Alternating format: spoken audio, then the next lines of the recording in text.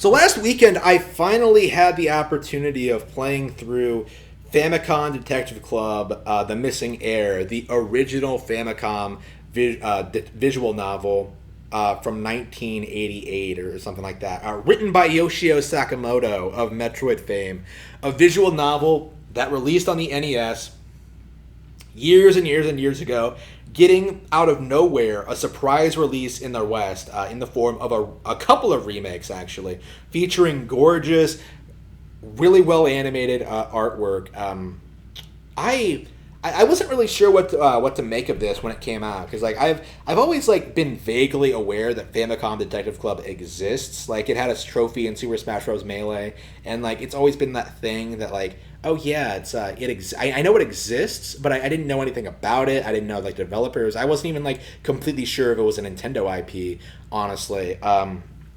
It was one of those. It's one of those series that have kind of been like sidelined over the years, right? But out of nowhere, we got these remakes, and I finally got the chance to experience one of these games, the first one, The Missing Heir, and for the most part, I was reasonably impressed. I liked the characters, I liked the setup, I loved the artwork, I love like the locations, I love like the dialogue. The game gains a sense of humor about halfway through. Like there were a couple of funny moments near the end that actually made me laugh.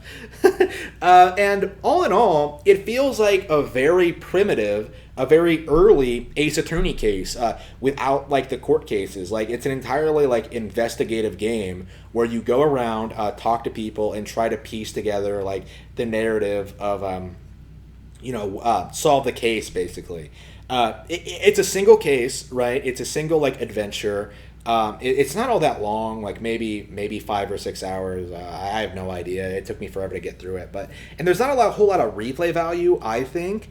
But I also feel that if you're a fan of Ace Attorney, if you like this kind of thing in general, this is an absolute must play. Like other than like maybe some issues with like the menus and how primitive they are and how like the game tries to like make the game doesn't exactly make it clear how you're supposed to proceed sometimes. For the most part, like I really enjoyed the twists and turns that this game went on.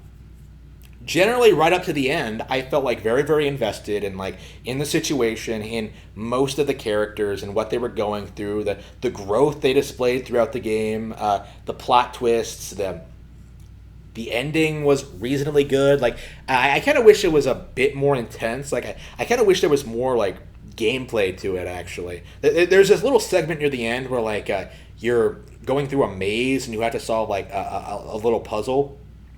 And I thought that was really neat. I was like, oh, wow, they could really do a whole lot with this, like, going forward. Like, are there going to be more gameplay sequences? But then, like, that's basically the ending. That's basically the ending. One last climax. They occasionally have you solve a puzzle, but there really isn't a whole lot of gameplay in this. It really is, like, purely a visual novel. Like, it's just a detective story. Like, there's no real romance. There's no real like character drama or anything like that. It's just like a detective going out and involving himself in this mystery. For what it is, I really enjoyed it. I thought it was great. I was very satisfied by almost everything about it. The main problem, other than like maybe the ending, I think the story was excellent all throughout. The ending I think could have been a bit better. They could have built up like the reveal of like the villain, the identity of the villain a bit better. But like, the way they set things up, the way they kept things moving, like it was well paced. It was engaging. It kept me interested, and I immediately started the prequel, The Girl Who Stands Behind, the other one they released. And I think I'm going to really enjoy that too. Like Famicom Detective Club is perfectly enjoyable, extremely enjoyable. One that I would recommend to almost anyone who enjoys Ace Attorney.